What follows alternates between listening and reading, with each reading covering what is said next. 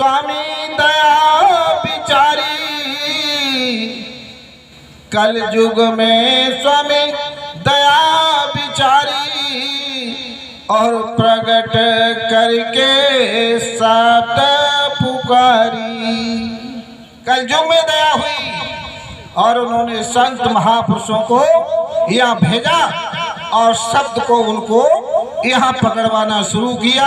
इसलिए सुरत शब्द योग की साधना बाबा जय गुरुदेव जी महाराज ने आपके सामने रख दी। अब जीवात्मा उस डोरी को पकड़ करके, उस शब्द की धार को पकड़ करके पहुंचेगी। इसके अलावा कोई रास्ता नहीं। सतयुग में आप सतयुग की चाहे जितनी धर्म ग्रंथ किताबों को फाड़ डालो, कितनी किताबें पढ़ लो, लेकिन आपका उद्धार नहीं हो सकता प्रेमियों, आपका मोक्ष नहीं हो सकता। त्रेता की आप रामायण को उठा लीजिए, जो त्रेता में रामायण लिखी है, राम के चरित्र का चित्रण किया गया है। हम और आप रोजाना हम भी राम के भक्त हैं। कोई ये कहे कि शायद तुम जय गुरुदेव के भक्त हो, लेकिन ये उनकी कल्पनाएं हैं। लेकिन हम भी राम भक्त हैं। लेकिन राम, एक राम दशरथ का बेटा, एक राम घट घट में लेटा, और एक राम ने जगत पसारा, और एक राम इन्हों से न्यारा। अब आप कौन से राम को मानते हो? अब ये तो हम नहीं बता सकते, लेकिन राम ने भी गुरु किए और कृष्ण ने भी गुरु किए। अब रही रामचरितमानस की तरफ आ जाओ।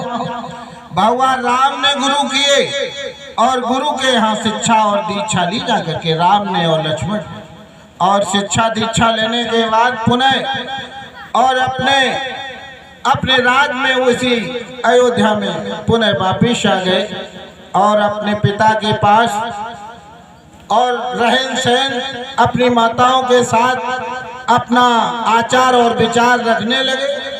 और रखते रखते समय बीत गया और समय बीता और उतर अत्याचार और अनाचार होने लगा। बहुत अत्याचार हो रहा, विध्वंसकारी शक्तियां प्रकट हो गई और इतना अत्याचार ऋषि मुनि महात्माओं पर ढाया जाने लगा कि उनके सब्र का बांध टूट गया। अब महात्माओं को चिंता सताने लगी। आज गुरु महाराज को चिंता हुई, आज चिंता बाबा जय गुरुदेव जी महाराज को हुई कि लोगों के बीच में जाओ और इनके खान पान को सही कर दो, वरना आगे बहुत बड़ी तबाही आने वाली है। किसको चिंता हुई? महात्मा को चिंता हुई कि कैसे अब धर्म बचेगा, धर्म की रक्षा कैसे होगी। तो बाबा जय गुरुदेव जी महाराज ने सारे हिंदुस्तान में धर्म का प्रचार प्रारंभ कर दिया, शाकाहारी बनाने का संकल्प ले लिया। और इसी तरीके से चिंता किसको होने लगी? उधर विश्वामित्र गोस्वामी जी महाराज ने रामायण में क्या लिखा कि गाधि तनय चिंता मुनि व्यापी, कैसे मरे निशाचर पापी। किसको चिंता हुई? गुरु को चिंता होने लगी कि अब इन दुष्टों का विध्वंस कैसे होगा, इन निशाचरों का वध कैसे किया जाए। उन्होंने उपाय सोच लिया और कहा कि हमको चलना चाहिए। अयोध्या में पधार गए। वशिष्ठ ने बैठाया कुल गुरु, विश्वामित्र और वशिष्ठ दोनों सिंहासन पर विराजमान हो गए और दशरथ ने जनक सम्मान तरीके से उनको आदर और सत्कार दिया। और सत्कार देने के साथ साथ में और कहा कि मुनिराज, आपका कैसे आगमन हुआ है, आप कैसे आए? विश्वामित्र कहने लगे, हे राजन, मेरा आने का अभिप्राय एक ही है, एक उद्देश्य है, मैं उद्देश्य लेकर के आया हूँ। क्या उद्देश्य है? हे मुनिराज, अपने उद्देश्य को दर्शाइए। तो विश्वामित्र कहने लगे, हे राजन, मैं अपने उद्देश्य को तो तुम्हारे सामने रख दूंगा, लेकिन तुम ये बताओ कि मेरे उद्देश्य को पूरा करोगे कि नहीं करोगे। उन्होंने कहा, क्या बात और क्या कह रहे हैं महाराज, मैं तुम्हारे उद्देश्य को पूरा करूंगा। उन्होंने कहा, वचन दे दीजिए, मुझे वचन दे दीजिए। उन्होंने कहा, मैं वचन देता हूं कि तुम्हारे उद्देश्य को मैं पूरा करूंगा। जब 3 बार तिरवाचा भरवा लिए राजा दशरथ से विश्वामित्र ने और कहा कि तुम मेरे उद्देश्य को पूरा करोगे, तो आपने ये वचन दे दिया, तो मैं आपसे तुम्हारे राम को मांग रहा हूं, मुझे राम दे दीजिए।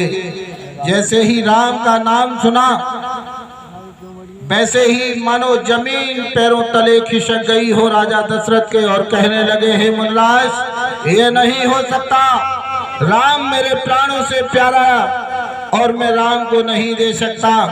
क्रोध के आवेश में मुनिराज खड़े हो गए और कहने लगे, हे राजन, तुमने मुझे वचन दिया और कहा कि मैंने तुम्हें ये वचन दे दिया कि तुम जो मांगोगे वही मैं दूंगा, लेकिन तुम नहीं देना चाहते। तो वशिष्ठ की तरफ इशारा किया विश्वामित्र ने, कहे, कुलगुरु बताओ, मैं यहाँ से चला जाऊं।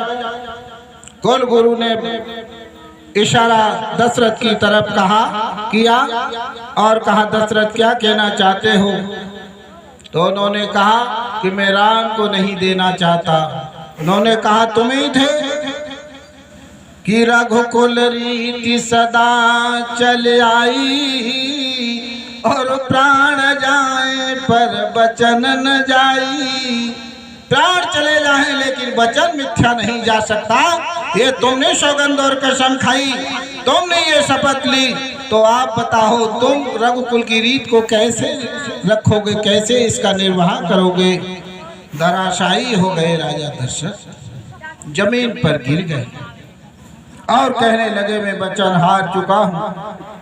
उन्होंने कहा, कहे, मुनिराज जाओ, मैं वचन हार चुका हूँ और मैं राम को तुम्हें दे रहा हूँ, राम तुम्हारे हवाले कर रहा हूँ और रक्षा करने का काम तुम्हारा है। तो गुरु राम और लक्ष्मण को लेकर के और जंगल की तरफ रवाना हो गए, और जंगल में ले जाकर के राम और लक्ष्मण को शिक्षा और दीक्षाओं से लैस किया, और शिक्षा और दीक्षा देने के बाद उन्हीं भगवान राम को जटाजूट बल कलबस सरधारा, भगवान राम को जटाएं रखाई और इसी टाट की लंगोटी को लगवा दिया। इस टाट को देखो टेपे, ये देखो, टाट की लंगोटी लगवा दी। भगवान राम ने टाट पहना जंगल में। जो तपस्या करता है, तपस्या करने के बाद ही तो विजय प्राप्त करेगा।